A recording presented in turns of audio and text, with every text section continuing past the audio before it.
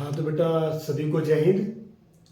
जैसे कि आप जानते हैं कि हमने 12वीं कक्षा का जो माइक्रो इकोनॉमिक्स है उसका पहला पार्ट शुरू किया हुआ है, व्यष्टि अर्थशास्त्र क्या है। तो बेटा 4 पार्ट हम इसके पहले ही बना चुके हैं। तो 5वें भाग में जो आगे क्या है हमारा,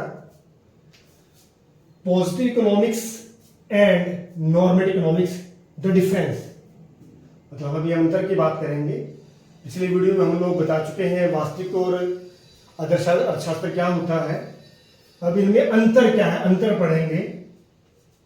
तो सबसे पहले बेटा क्या है ये वास्तविक अर्थशास्त्र क्या होता है। कहता वास्तविक अर्थशास्त्र भूत मतलब बीता हुआ समय, वर्तमान जो अभी चल रहा है तथा भविष्य के आर्थिक व्यवहार से संबंधित है। अब क्या होता है बेटा ये, जैसे कि हम लोग बात करते हैं कि मान लीजिए, आई एम नॉट श्योर, मान लीजिए कि पिछले साल जो गेहूं का उत्पादन है हमारे देश में 10 लाख क्विंटल हुआ था। इस साल गेहूं का उत्पादन कितना है, 12 लाख क्विंटल है। तो आने वाले समय में कितना होने की संभावना है हम लोग बता सकते हैं। मतलब भूतकाल जो बीते हुए समय के बारे में बात बता सकते हैं, वर्तमान के बारे में भी और भविष्य के बारे में भी। तो जो वास्तविक अर्थशास्त्र है ये भूत, वर्तमान तथा भविष्य के जो आर्थिक व्यवहार है उनसे संबंधित है। ठीक है बेटा, उम्मीद है समझ आ गया होगा ये। इसके बाद बेटा जो आदर्शात्मक अर्थशास्त्र क्या है, कहता आदर्शात्मक अर्थशास्त्र आर्थिक मुद्दों अथवा आर्थिक समस्याएं, जो भी आर्थिक मुद्दे हैं और आर्थिक समस्याएं हैं पर अर्थशास्त्रियों के विचारों से संबंधित, केवल विचार है। ठीक है, जो आदर्शात्मक अर्थशास्त्र है, जो आर्थिक मुद्दे और आर्थिक समस्याएं हैं उनको लेकर ये केवल अर्थशास्त्रियों के विचार हैं, जबकि जो वास्तविक अर्थशास्त्र है वो भूत, वर्तमान तथा भविष्य के जो आर्थिक व्यवहार है उनसे संबंधित है। इसके बाद बेटा दूसरा पॉइंट है वास्तविक अर्थशास्त्र के कथन क्या था, मतलब व्हाट वाज क्या है, व्हाट इज क्या होगा, व्हाट वुड बी। जो कथन क्या है वास्तविक अर्थशास्त्र के, क्या था, क्या है, क्या होगा से संबंधित है। जबकि जो आदर्शात्मक अर्थशास्त्र के कथन कौन से हैं, क्या होना चाहिए। जैसे कथन क्या है, क्या होना चाहिए, व्हाट ओट टू बी, क्या होना चाहिए संबंधित है। इसी प्रकार जो तीसरा पॉइंट है, जो वास्तविक कथन होते हैं वे हमेशा सत्य नहीं होते। मतलब कथन कहे गए हैं, जरूरी नहीं कि वो सत्य हो, ये सत्य भी हो सकते हैं अथवा असत्य भी हो सकते हैं। उदाहरण के लिए जैसे बात की गई है कि तब भारत में यदि कहा जाए, भारत में वर्तमान में पूर्ण रोजगार मतलब क्या है, प्रचलित मजदूरी की दर पर कोई आदमी काम करना है तो उसे काम मिल जाता है। ठीक है ना। तो यदि कहा जाए भारत में पूर्ण रोजगार की स्थिति है तो क्या है बेटा, तो यह एक वास्तविक कथन है। ठीक है, परंतु क्या है, यह कथन असत्य है। क्यों? क्योंकि जब हम इस कथन की जांच करते हैं, इसकी जांच की जा सकती है, जब हम इस कथन की जांच करते हैं तो क्या पाते हैं कि अभी देश में पूर्ण रोजगार की स्थिति नहीं आई है। अभी भी बहुत से ऐसे साधन है, जो बहुत सारी मैन पावर है, अभी भी क्या है वो बेरोजगार है, वर्तमान मजदूरी पर काम करना चाहते पर काम मिलता नहीं है। ठीक है ना।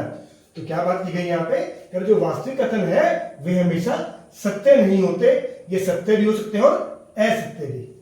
ठीक है, जब हमने पूर्ण रोजगार की बात की, ये एक वास्तविक कथन है, पर जब हम इसकी जांच करते हैं तो यह असत्य होता है। तो इनके कथनों की जांच की जा सकती है, किन कथनों की, जो वास्तविक अर्थशास्त्र है। इसी प्रकार जो आदर्शात्मक कथन है, आदर्शात्मक कथनों को सत्य या असत्य नहीं कहा जा सकता। ना तो ये सत्य होते हैं और ना ही असत्य होते, ना तो सही होंगे ना गलत होते हैं। ये कथन क्या है, केवल एक विचार है, केवल विचारों की बात करता है। उदाहरण क्या कहते हैं, यदि कहा जाए कि सभी निजी स्कूलों को बंद कर देना चाहिए, अभी देना चाहिए यहीं से आता है जो कथन है इसके। यदि कहा जाए कि सभी निजी स्कूलों को बंद कर देना चाहिए और सभी बच्चों का दाखिला सरकारी स्कूलों में होना चाहिए, ठीक है ना, तो ये सत्य सही या गलत की बात नहीं है, ये क्या केवल एक विचार है, केवल विचारों की बात करता है। ठीक है, उम्मीद है समझ में आ गया बेटा ये आपको। इसके बाद है कहता वास्तविक अर्थशास्त्र, जो चौथा पॉइंट है, वास्तविक अर्थशास्त्र की तथ्यों तथा आंकड़ों के आधार पर सत्यता की जांच की जा सकती है। बेटा जो वास्तविक कथन होते हैं, जो भी वास्तविक कथन है या जो वास्तविक अर्थशास्त्र, जो भी आप आर्थिक समस्याओं की बात करते हैं, कहता जो वास्तविक अर्थशास्त्र के तथ्यों तथा आंकड़ों के आधार पर, जो भी फैक्ट्स हैं या जो भी डाटा आपने कलेक्ट किया है उसके आधार पर उनकी सत्यता की जांच की जा सकती है कि ये सत्य है या नहीं है। जबकि जो आदर्शात्मक कथन होते हैं उनको आप जांचा नहीं जा सकता। क्यों नहीं जांचा जा सकता? क्योंकि बेटा केवल वो विचार होते हैं। ठीक है। हाँ, तो बेटा जो ये वास्तविक अर्थशास्त्र होता है, वास्तविक अर्थशास्त्र में कथन मूल्यांकन निहित नहीं होता है। जबकि जो आदर्शात्मक अर्थशास्त्र में जो कथन होते हैं उनका मूल्यांकन क्या होता है? निहित होता है। कैसे होता है?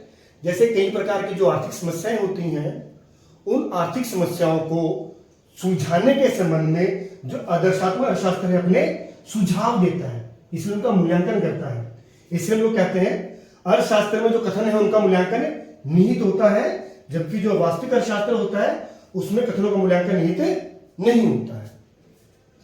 तो बेटा ये प्रश्न आपका पूरा हो गया है। उम्मीद है आपको ये समझ में आ गया होगा। अगर एक दो बार आप ध्यान से सुनेंगे तो आपको ढंग से याद हो जाएगा। धन्यवाद।